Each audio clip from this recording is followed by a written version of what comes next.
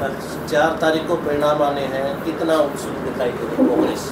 देखिए, मैं तकरीबन पूरे हरियाणा में मैं गया और जो लोगों का रुझान देख रहे हैं उसके तरफ से साफ नज़र आ रहा है कि लोगों का रुझान कांग्रेस के पक्ष में है, और उसके हिसाब से मैं कह सकता हूँ उसके आधार पे कि क्लीन स्वीप भी हो सकती है।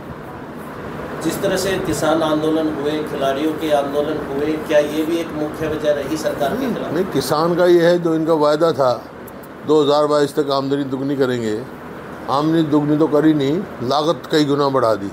तो किसान भी परेशान है, मजदूर भी परेशान है, व्यापारी कर्मचारी सब परेशान है इस सरकार से, चाहे शहरी हो चाहे ग्रामीण हो। तो इस वास्ते हर वर्ग का, हर 36 बरादरी का रुख कांग्रेस की ओर है। जो सोनीपत से भाजपा के प्रत्याशी हैं सर, भाजपा के प्रत्याशी उन्होंने गड़बड़ी करने के आरोप लगाए हैं, तो फर्जी वोट करने के आरोप लगाए हैं, और उन्होंने कहा कि भीतरी घात हुआ। नहीं, भीतरी घात का तो मैं क्या बता सकता हूँ, उनकी पार्टी का मामला है। लेकिन जहाँ तक फर्जी बात है, ये फर्जी बोगस हो या कोई पोलिंग हो तो ये उस समय पोलिंग एजेंट होते हैं, हर कैंडिडेट होता है, वहाँ एतराज़ होना चाहिए, उसका निवारण होता है। ये मेरे ख्याल में हरियाणा में पहली बार हुआ है जहाँ कोई रिपोल नहीं हुआ पूरे इलेक्शन में, शांतिप्रिय ढंग से हुए। ये हरियाणा के लोगों को मैं हार्दिक मुबारकबाद भी देता हूँ, बधाई भी देता हूँ कि कोई अप्रिय घटना नहीं घटी। नहीं, आमतौर पर चुनाव पे घट जाती है, बड़ा शांतिपूर्ण चुनाव हुआ है, और ये काम तो इलेक्शन कमीशन का है, उसको वहाँ कंप्लीट करनी चाहिए। सत्ता पक्ष होते हुए उनकी सरकार प्रदेश में थी, उसके बावजूद सरकार के अलावा इलेक्शन कमीशन का कंट्रोल होता है, इलेक्शन एजेंट होते हैं, पोलिंग एजेंट होते हैं। उन्हें कितनों ने ऐतराज़ किया, क्या हुआ कि उसका निवारण इलेक्शन कमीशन करता है, इलेक्शन कमीशन को करना चाहिए। पूर्व मुख्यमंत्री मनोहर लाल खट्टर वो कह रहे कि अधिकारियों ने गड़बड़ की है, उसी को लेकर 4-5 अधिकारी ऐसे भी हैं जिन पर कार्रवाई हुई है, और बड़े स्तर पर जो बदली जो अधिकारियों का ट्रांसफर है वो भी ऐसा है। ये भाषा जो है बौखलाई हुई भाषाएं हैं, मतलब ये साफ कहता है कि वो अपनी हार स्वीकार कर चुके हैं, क्यों ये तो खुद स्वयं लड़ रहे हैं चुनाव। वहाँ कितना पोलिंग एजेंटों का एतराज़ किया उन्होंने, कहाँ किया, किसके यहाँ किया, इलेक्शन कमीशन ने क्या फैसला किया, रिटर्निंग अफसर हैं, उनके कानून है, कायदा है।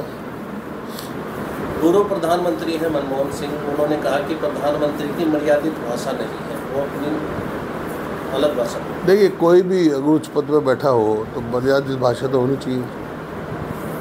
जब से चुनाव शुरू हुए हैं लगभग 75 दिन का समय है, और आज 7वें चरण के मतदान के लिए प्रचार समाप्त हो गया।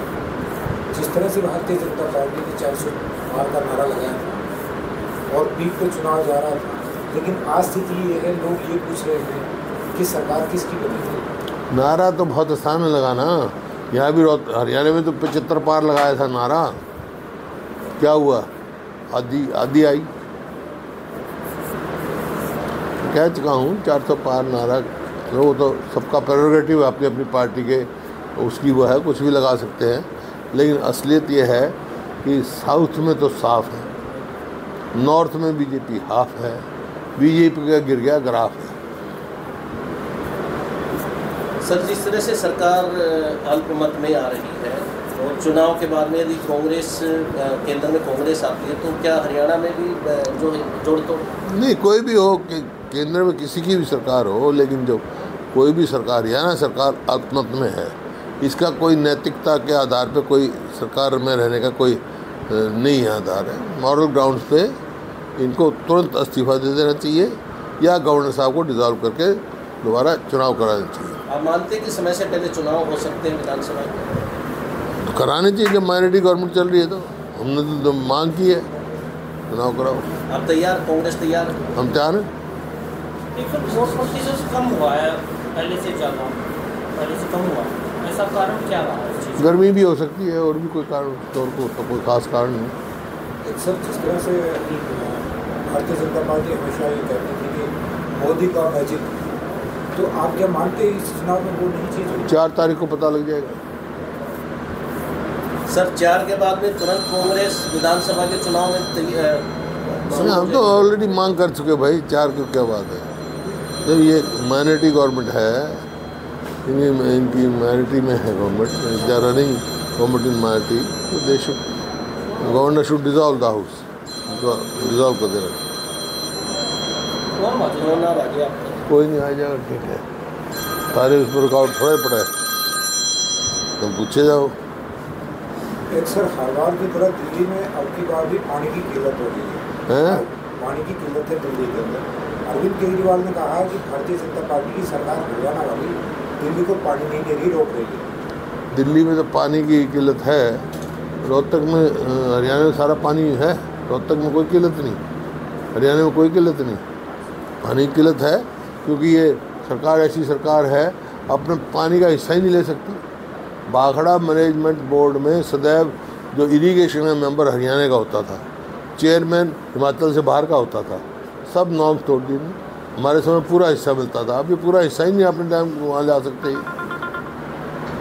जब अरविंद केजरीवाल ऐसी बात कहते हैं तो लोग कहते हैं कि वो SYL की पैरवी क्यों नहीं करते हैं, SYL का पानी क्यों नहीं दिलवाते पंजाब से।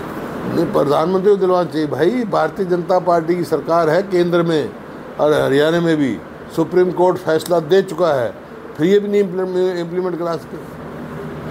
सर, वोटिंग के बाद फिर से आपराधिक घटनाएं बढ़ गई हैं, हर हत्याएं हो रही हैं, चोरी लूट हो रही है वोटिंग के बाद 25 मई को। अराजकता फैली हुई है प्रदेश में, कानून नाम की चीज़ तो है नहीं, कानून व्यवस्था सब चरमरा गई है, अपराध बहुत बढ़ रहा है। ये तो मैं शुरू से कह रहा हूँ, जब भी तो इसको विफल सरकार का मैंने संज्ञान दिया है। ये विफल सरकार है, नॉन परफॉर्मिंग गवर्नमेंट है। सर, आने वाली सरकारें जिस तरह से काफ़ी चुनौतीपूर्ण समय है, महंगाई है, बेरोजगारी, उस चुनौती से निपटने के लिए कांग्रेस कितनी तैयार है? ये हर चुनौती को निपटने के लिए तैयार होना चाहिए, उसके क्या चुनौतियाँ आती हैं तो जो निपटा भी जाता है, वो तो आपके उस एप्टीट्यूड पे है। हो गया।